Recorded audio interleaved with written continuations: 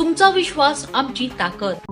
बुलढाणा म्हटलं की डोळ्यांसमोर येतात ती सोयाबीन आणि कापसाची पिकं, पण आता याच मातीत चक्क स्ट्रॉबेरीचा गोडवा दरवळू लागलाय। पारंपरिक शेतीला फाटा देत 4 उच्च शिक्षित मित्रांनी एकत्र येत 4 एकरात स्ट्रॉबेरीचं नंदनवन फुलवलंय। इंजिनिअरिंग आणि ॲग्री पदवी घेतलेल्या या तरुणांनी दाखवून दिलंय की जिद्द असेल तर बुलढाणा ही महाबळेश्वर होऊ शकतं। पाहुयात हा विशेष रिपोर्ट।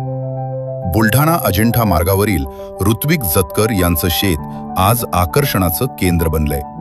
सोयाबीन कापसाच्या अनिश्चित भावामुळे शेतकरी हवालदिल होत असताना ऋत्विक आणि त्यांच्या 3 मित्रांनी, जे कुणी इंजिनियर आहे तर कुणी मार्केटिंग तज्ज्ञ, त्यांनी शेतीचा नवा प्रयोग करायचं ठरवलं। थंड हवेचं ठिकाण म्हणून ओळखल्या जाणाऱ्या महाबळेश्वरची मक्तेदारी आता बुलढाण्यानं मोडलीये। या मित्रांनी स्ट्रॉबेरीसाठी लागणारे पोषक वातावरण, तंत्रज्ञान आणि कीटकनाशकांचा अचूक वापर करून ही किमया साधलीये। 15 लाखांच्या गुंतवणुकीतून तब्बल 60 लाखांचं उत्पन्न मिळवण्याचा विश्वास या तरुणांनी व्यक्त केलाय। आतापर्यंत आपण 3 इडियट या चित्रपटामध्ये 3 मित्राची कहाणी पाहिली आहे। आज तुम्हाला आम्ही 4 मित्राची कहाणी दाखवणार आहे। शेतकऱ्यांना प्रोत्साहनासाठी त्यांनी स्ट्रॉबेरीची शेती केली आहे।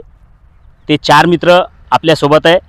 या 4 मित्रांनी एकत्र येऊन शेतकऱ्यांना प्रोत्साहनासाठी स्ट्रॉबेरी शेती केली आहे। त्यांच्यासोबत आपण बातचीत करणार आहोत। तुम्ही उच्च शिक्षित आहेत आणि तुम्हाला का असं वाटलं की तुम्ही स्ट्रॉबेरी शेतीच करायला पाहिजे? नमस्कार, माझं नाव राम भास्कर वाघ आहे।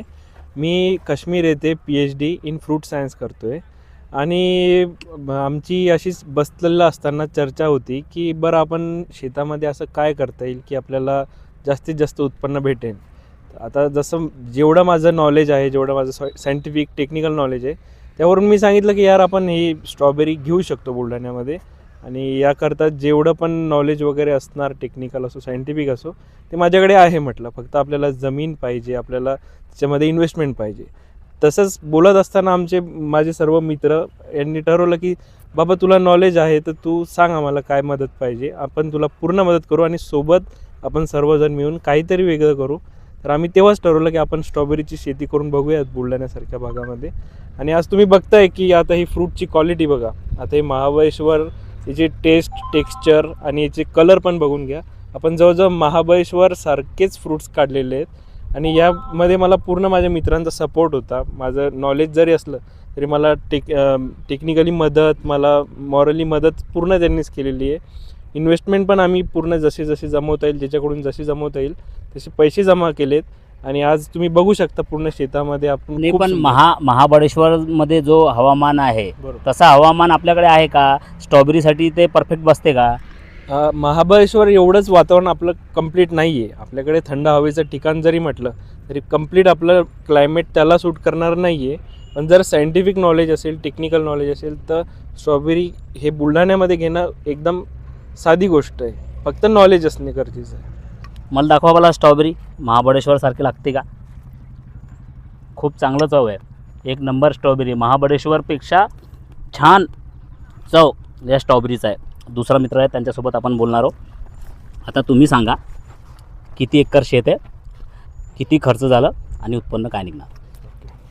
नमस्कार, माझं नाव विजय रूपराव उबाळे आहे। माझं BSc ॲग्रिकल्चर झालेलं आणि MBA इन मार्केटिंग झालेलं आहे। स्ट्रॉबेरीचं आम्हाला जवळपास 15 ते 20 लाख रुपये खर्च लागलेला आहे लागवडीपासून आणि नंतर आता जवळपास उत्पन्न अपेक्षित आहे 60 लाख ते 65 लाखापर्यंत उत्पन्न अपेक्षित आहे। त्याप्रमाणे आम्ही अजून उत्पन्न निघायचं आहे। म्हणजे 1 वर्षाचा 60-65 लाख की एका वर्षात किती उत्पन्न आहे? एका सीझनला आम्ही उत्पन्न काढतो। एका वर्षात किती सीझन? एका वर्षात एकच सीझन। एका वर्षात एकच सीझन? हिवाळ्यामध्ये। हो, हिवाळ्यामध्ये। ठीक आहे। एक आणखीन मित्र आहे, म्हणजे 3 इडियटमध्ये 3 मित्र होते, इथं 4 मित्र आहे, त्यांच्यासोबत बोलणार आहोत। शेती कोणाची आहे आणि का बरं असं वाटलं की तुम्ही स्ट्रॉबेरीची शेती करायला पाहिजे आणि शेतकऱ्याच्या हितानं तुम्ही काय म्हणणार आहे?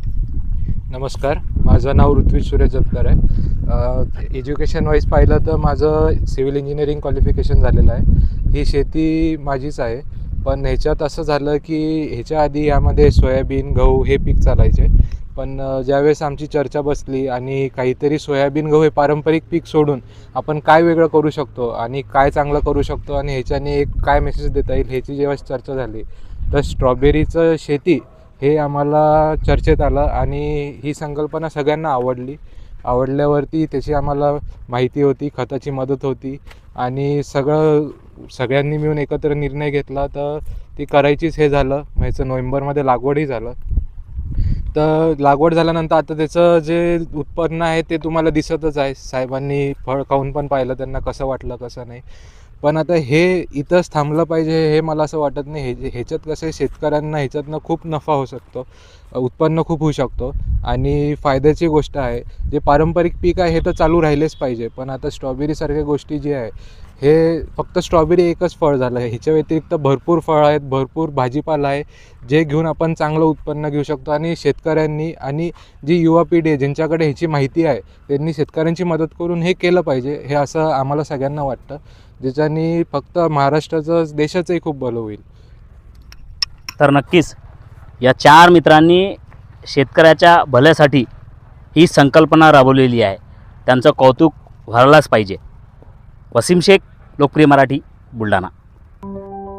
उच्च शिक्षित तरुणांचा हा प्रयोग जिल्ह्यातील इतर शेतकऱ्यांसाठी आणि तरुणांसाठी दीपस्तंभ ठरणार आहे.